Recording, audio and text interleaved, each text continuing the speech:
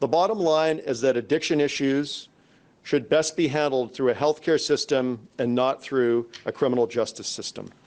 After 2 years of research and visits to more than 10 countries like Portugal, Norway, and New Zealand, Canada's police chiefs are calling for the decriminalization of simple possession of illicit drugs. We have less than 2 Canadians die per day of homicide, but we have 11 Canadians a day dying of overdose. So it's a significant public safety issue and public health issue. An issue in BC for years, but worsening in recent months. In fact, the opioid crisis claimed more victims in May than in any other month in the province's history. The coroner's office has long supported this approach. We're in favor of any efforts that can be made to create access to safer supply in our province and in our country. And we know with illicit drug use that if it's being treated as a criminal issue, it's not effective. Premier John Horgan is echoing his support.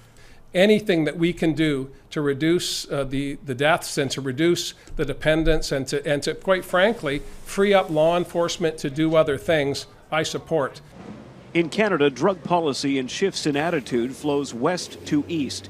Their national association is now on board, but many BC police chiefs have long believed that lower-level enforcement is futile. Abbotsford's chief started out with VPD.